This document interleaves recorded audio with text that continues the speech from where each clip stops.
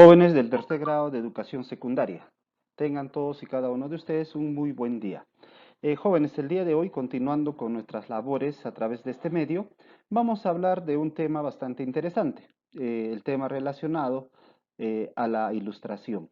En este caso, el día de hoy vamos a hablar de los grandes ilustrados. Recuérdese que en la clase pasada hablábamos acerca de la ilustración como una nueva idea que se oponía a las ideas que predominaron pues en la Edad Media, sobre todo a esas ideas basadas en la religión, basadas en Dios, que en últimas instancias fueron considerados por los ilustrados como las ideas del antiguo régimen. Bien, chicos, para poder entender, jovencitos, la idea de los grandes ilustrados, tenemos que partir de una interrogante. Esta interrogante es, ¿cómo pensaban los grandes ilustrados? Bien, bueno, estas personas o estos personajes fueron grandes personajes, valga la redundancia, para su época. Personas que cuestionaron las ideas de la época. Como les decía, en ese entonces hablamos de los siglos XV, XVI, en ese entonces la sociedad, sobre todo el gobierno, sobre todo las autoridades, pensaban a través de los dogmas de la religión, un pensamiento totalmente irracional. Ese tipo de pensamiento fue cuestionado por los grandes ilustrados. Ante esa situación, jovencitos, muchos de estos ilustrados fueron protegidos, fueron estimulados.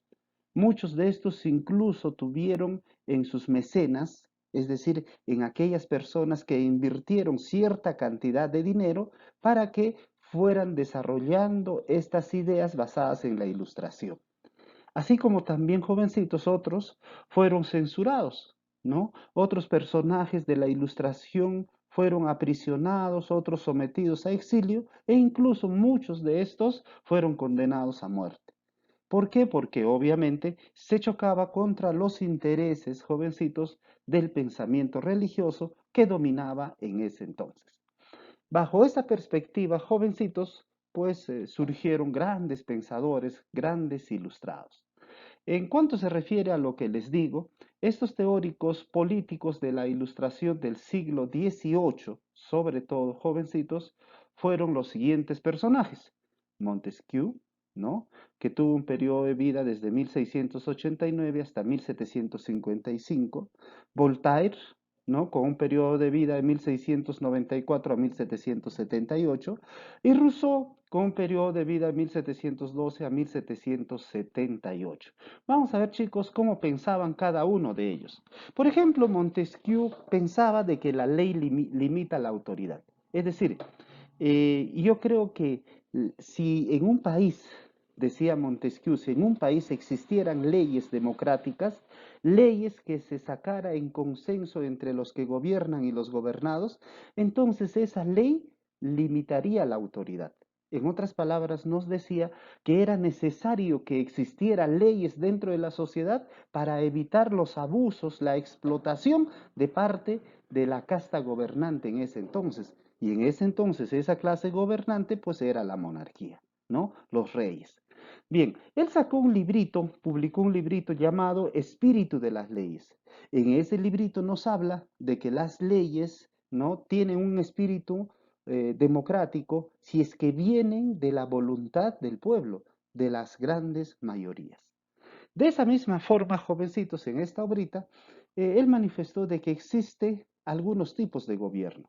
Por ejemplo, un gobierno de tipo republicano, otro de tipo monárquico y otro de tipo despótico, en donde manifestaba de que un gobierno republicano y monárquico, si bien es cierto, separaban los poderes. En otras palabras, dentro de un gobierno republicano y monárquico existían ciertos principios de democracia y esos principios de democracia permitía dividir los poderes en ejecutivo, en legislativo y judicial.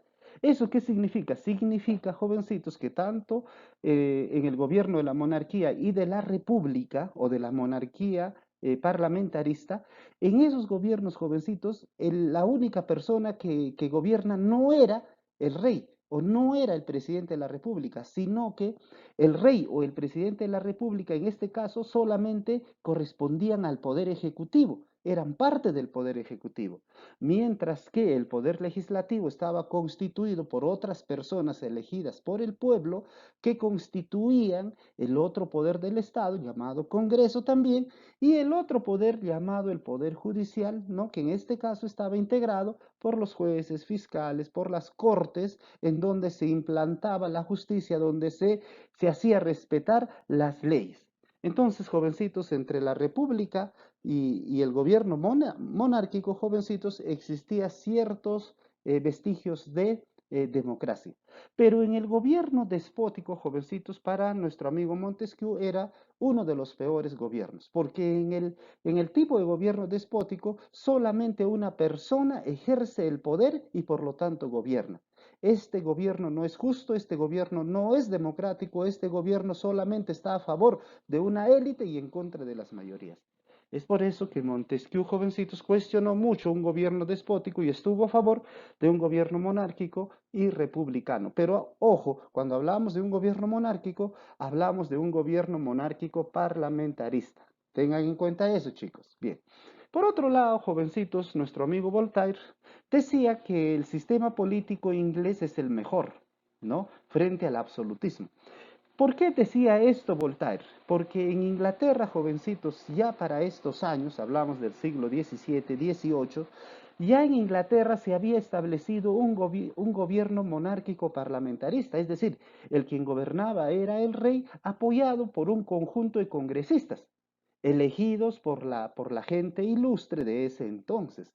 Entonces, jovencitos, según Voltaire decía que ese sistema político ejercida por Inglaterra era una de las mejores, considerando al absolutismo que todavía reinaba en la mayoría de los países europeos. Por lo tanto, jovencitos, ellos estaban a favor de una tendencia mucho más democrática, políticamente hablando, y en contra del absolutismo, que era un gobierno totalmente explotador, totalmente autoritario.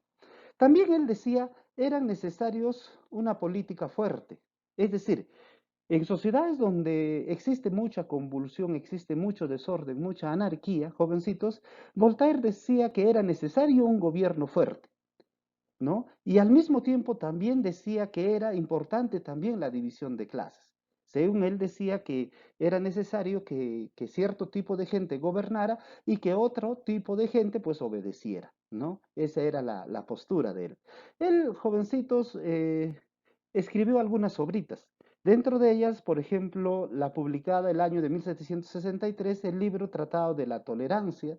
Otro libro que también es bastante difundido hasta estos días es su diccionario filosófico, publicado el año de 1764, en donde se habla pues de temas filosóficos en cuyo avance se había dado hasta el siglo XVII, XVIII.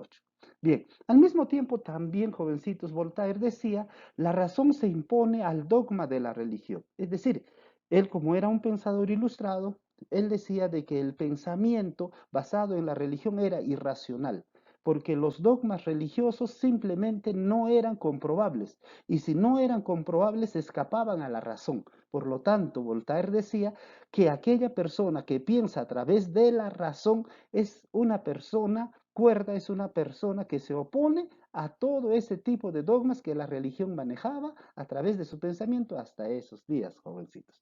Entonces, Voltaire fue otro personaje que estaba a favor del pensamiento racional en contra del pensamiento religioso. Bien, ahora hablemos de Rousseau. Rousseau, jovencitos, pensaba de la siguiente forma. Él decía, quien desnaturaliza al hombre es la propiedad. Él decía, si no existiera propiedad privada, todos los hombres seríamos iguales. ¿Sí? Pero lamentablemente dentro de esta sociedad a partir del siglo XVII ya se había pues dado una connotación a favor de la propiedad privada. Entonces, como tal, la propiedad privada genera clases sociales. Gracias a la propiedad privada, los que tienen más propiedad son ricos, los que no tienen propiedad son pobres, ¿no? Entonces, la propiedad privada desnaturaliza al hombre. Por otra parte, también pensaba que por la riqueza, ¿no? La injusticia y la competitividad también existía desigualdades. Si bien es cierto, algunas personas ricas, para seguir siendo más ricos, tienen que explotar a los más pobres. ¿Y eso qué cosa era? Injusticia, ¿sí? Injusticia. Un rico con otro rico por lo general están compitiendo para saber quién es más rico. La competitividad. Entonces la competitividad, la riqueza, la injusticia, todos esos elementos desnaturalizan a los seres humanos. Por lo tanto, lo convierten en seres irracionales. Escribió él un librito muy interesante. Este librito se llama El contrato social.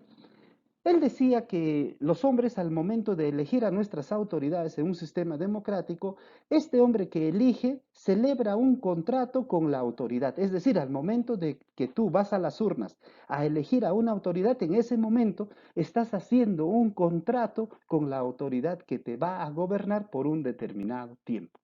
Jovencitos, si es que ustedes analizan todos estos pensamientos liberales ilustrados que se dieron entre los siglos XVII, XVIII, XIX, están vigentes, jovencitos, en la sociedad actual. Y es más, muchos abogados, muchos conocedores de las leyes, incluso nuestra misma constitución política del Estado, está fundamentado en la base, ¿sí? En el pensamiento de estos personajes del cual acabamos de hablar. Bien, chicos, continuemos. Al mismo tiempo, Rousseau decía, el hombre nace bueno, pero la sociedad lo corrompe. ¿Eso qué significa? Él pensaba, jovencitos, que los seres humanos nacíamos por naturaleza buenos, pero cuando íbamos al colegio o dentro del círculo familiar o en la calle o en otro entorno, pues ese entorno nos enseñaba todas las cosas negativas que se daba dentro de la sociedad. Por eso él decía que la persona nace bueno, pero la sociedad lo corrompe. No se olviden, a veces estas ideas, jovencitos, vienen en diversos retos que nos plantean, como por ejemplo para postular a la universidad. Ahora veamos, jovencitos, los avances tecnológicos de esa época. Si bien es cierto, en esa época, jovencitos, el pensamiento ilustrado hizo posible que la ciencia pues avanzara de manera muy significativa. Esa ciencia que en ese entonces, jovencitos, se volvía a inaugurar, se le llamó la ciencia de la ilustración. Esa ciencia de la ilustración generó avances en las distintas ramas del saber, jóvenes. Es decir, hizo que las ciencias en sus distintas ramas pudieran avanzar, pudieran desarrollarse. Al mismo tiempo se basa en el racionalismo, es decir, en el pensamiento racional, en el empirismo, es decir, en todo lo que veo creo, en lo que no veo no estoy muy seguro, más o menos pensando así, y al mismo tiempo, jovencitos, esta ciencia de la ilustración se encargó de descubrir leyes racionales que regían en el mundo. Por ejemplo, algunas leyes que el día de hoy son estudiadas por la química, por la física, por las ciencias naturales en su conjunto, sí, jovencitos, fueron descubiertos en esta etapa de nuestra historia.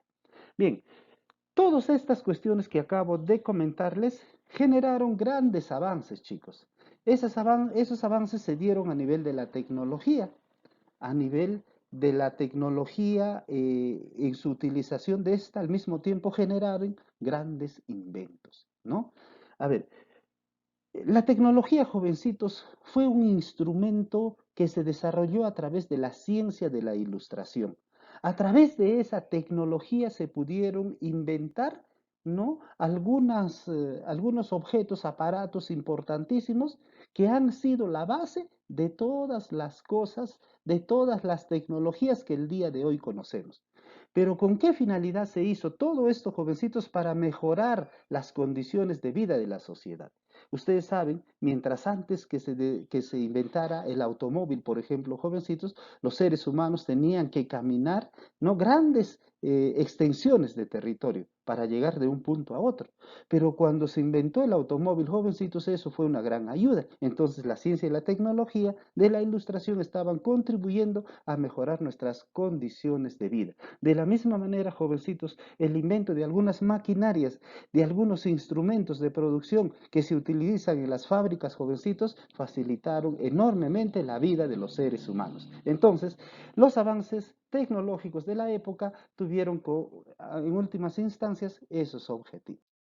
Bien, ahora vayamos a ver, jóvenes, la tecnología para la producción.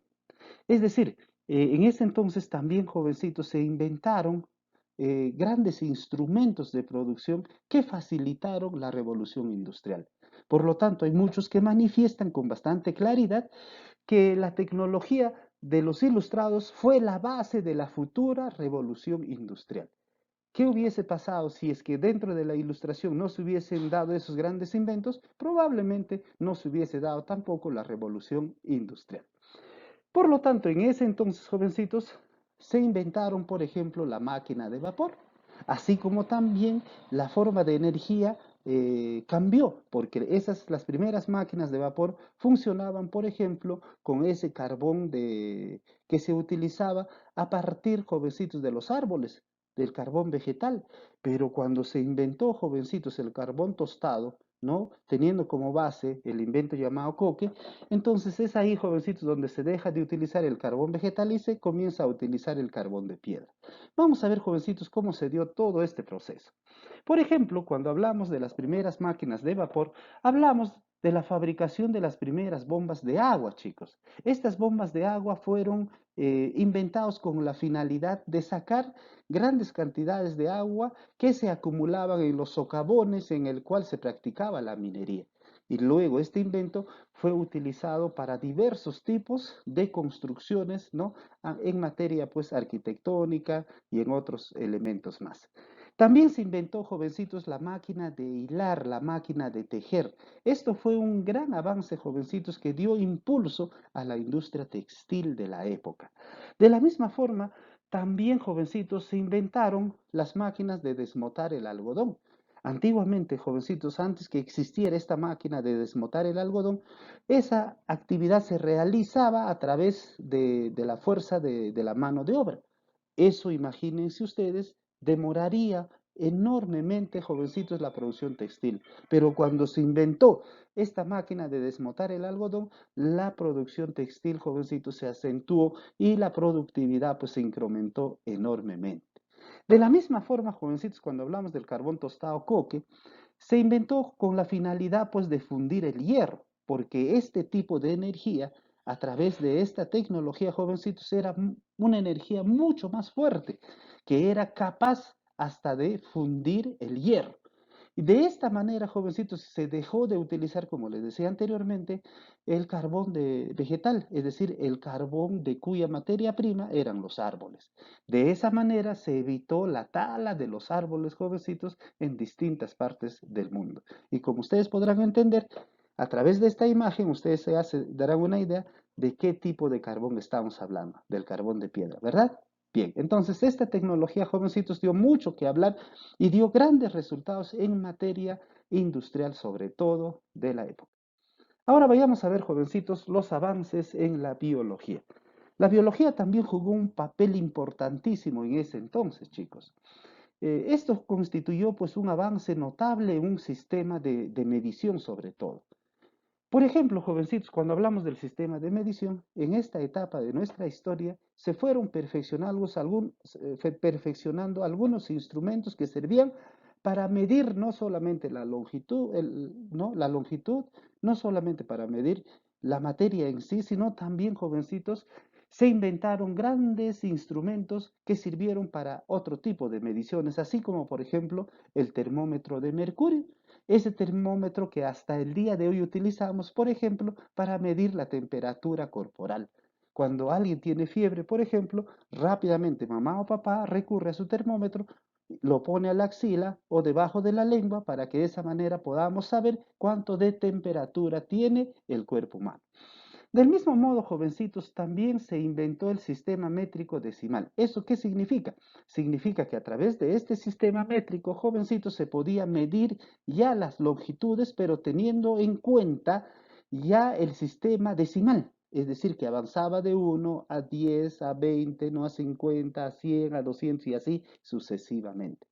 Luego también tenemos el invento de la escala centígrada, que mide la temperatura del medio ambiente.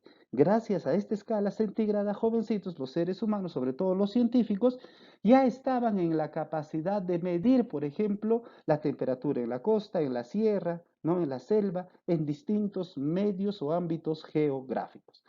De este mismo modo, jovencitos, esto generó grandes avances. ¿En qué campos, jovencitos? En el campo de la química, de la biología y sobre todo de la medicina. Por ejemplo, en el campo de la química, el famoso Lavoisier, jovencitos, creó las nomenclaturas químicas. Seguramente tú que ya estás en tercer grado de secundaria con tu profesora de química están haciendo esas nomenclaturas que por lo general se encuentran en la tabla periódica. Seguramente tú lo has visto. ¿Quién inventó esas nomenclaturas, jovencitos? Pues fue el mismísimo Lavoisier, que si bien es cierto utilizó todos estos mecanismos de medición, pues eso le sirvió muchísimo a la química. Del mismo modo, jovencitos, en el campo de la biología, Carlos Carbón, ¿no? Clasifica, jovencitos, por primera vez en la historia de la humanidad, clasifica los animales de los vegetales en el idioma latín. ¿Eso qué significa? Desde este entonces, jovencitos, gracias a este científico se tenía una idea clara de cuál es el mundo en sí de los animales y de los vegetales con seguridad y teniendo como constatación a la misma ciencia. Del mismo modo, jovencitos, el gran Georges Buffon, ¿no? Habló acerca del origen de la vida y la evolución de las especies. Gracias a Georges Buffon, jovencitos, se sentó las bases para poder entender de una manera científica la forma en que la vida apareció en la Tierra y cómo estas primeras formas de vida han seguido evolucionando hasta generar vidas tan complejos como la nuestra o como la de otros animales. Entonces, jovencitos, en la biología también se dieron pues grandes avances. Dentro del campo de la medicina, el famoso Edward Leitner, jovencitos, dio los principios contra la viruela. Es decir, jovencitos, ustedes saben que en los siglos XIV, XV, esta enfermedad de la viruela pues acabó con la vida de muchos pobladores europeos sobre todo. Y es más, jovencitos, Edward Leitner, a través de este descubrimiento científico, jovencitos, sentó las bases para encontrar la medicina definitiva de esta enfermedad que tanto daño hizo al mundo. Y como ustedes puedan entender, jovencitos, de esta manera la ciencia, como ya se había desatado del dominio de la religión, que era un pensamiento irracional, se iba desarrollando a grandes pasos. Bien, chicos, continuamos. Ahora, hablemos de las innovaciones en el transporte y las comunicaciones de esta etapa. Como ustedes entenderán, jovencitos, que no solamente en esta etapa la ciencia a nivel de las ciencias naturales o de las ciencias humanas se desarrollaron, sino también, jovencitos, estos grandes hombres de la ilustración realizaron grandes inventos o inventos notables, como dice el enunciado acá planteado, como por ejemplo, jovencitos, los globos aerostáticos, el cajón neumático, la impresión litográfica, la pila y los pararrayos, que vienen a ser inventos importantísimos para el avance de la ciencia. Por ejemplo, los globos aerostáticos fueron inventados por los hermanos, en este caso Montgolfier, ¿no? Que estos globos aerostáticos los hicieron funcionar con aire caliente, en donde esos globos estuvieron pues fabricados de un material especial que se contrae, ¿no? Y al mismo tiempo se expande. Al mismo tiempo, estos globos aerostáticos sirvió para poder transportar pasajeros. Esta fue la primera vez, jovencitos, que se sentaba ya las bases para el invento de los aviones, por ejemplo. Acá podemos ver un globo aerostático, ¿no? Que servía en ese entonces ya, chicos, para poder transportar a personas de un lugar a otro. Bien, el cajón neumático fueron inventados por los hermanos Wright, ¿no? Estos hermanos jovencitos inventaron esta tecnología para hacer puentes. En ese entonces, imagínense hacer puentes, ¿no? Teniendo como base, por ejemplo, al mismísimo río, era recontra difícil. Entonces ellos, jovencitos, estos hermanos, tuvieron una genial idea. Inventaron cajón neumático con la finalidad de sacar el agua de todo este contenedor y sentar acá las bases o las columnas de dicho puente para que de esa manera constituya en un soporte fundamental. Entonces, miren, estos avances, jovencitos, hasta el día de hoy son utilizados por la arquitectura moderna. La impresión litográfica, jovencitos, se dio gracias a su inventor, el gran Sennefelder, ¿no? Para producir, jovencitos, textos e imágenes. Es decir, este tipo de impresión que se hizo en forma de piedra, como ustedes podrán ver en este dibujo, estas impresiones que se hicieron en piedra, jovencitos, de alguna manera ayudaron para producir libros en ese entonces, ya que no solamente se producían textos, ¿no? o palabras, sino también imágenes. Del mismo modo, jovencitos, Benjamin Franklin, pues fue uno de los grandes genios, ya que él inventó la pila y los pararrayos al mismo tiempo. Esas baterías tenían la capacidad de acumular energía. Esas baterías como las que nosotros utilizamos en el celular o como las que utilizamos, jovencitos, esas pilas, por ejemplo, para prender una luz de manos, jovencitos, esas habían sido inventadas pues por Benjamin Franklin, ¿no? Ahora, al mismo tiempo también se inventó el repulsor de rayos, es decir, jóvenes, inventó un instrumento, un aparato, jovencitos, que controlaba el poder del rayo, simplemente lo desviaba. Estos pararrayos son utilizados, jovencitos, en la actualidad en ciudades importantísimas. Por ejemplo, en nuestra ciudad de Huaraz tenemos un potente pararrayos para que de esa manera, cuando exista una lluvia, cuando se dé una lluvia, jóvenes con rayos y centellas, pues podamos de esta manera protegernos quienes habitamos en esta ciudad. Bien chicos, esto ha sido en cuanto se refiere a los grandes avances que se dieron en la etapa de la ilustración. Ahora vayamos a ver, jovencitos, la actividad que ustedes van a tener que desarrollar. Luego de que ustedes me hayan entendido de manera pues muy atenta, yo sé que ustedes han estado bastante interesados en este tema porque es de vital importancia, ustedes me van a absolver estas 4 preguntas que les estoy dejando a continuación. De la misma forma, jovencitos, también les estoy dejando estos textos que ustedes lo van a leer con bastante detenimiento y luego me van a responder, ¿no? Producto de lo que han entendido en esos textos, en este recuadro que les estoy presentando a continuación. Bien, jovencitos, esto ha sido todo por hoy. Esperamos pues que continúen muy bien de salud y nos estamos viendo en la próxima clase. Ya nos vemos, chicos, cuídense.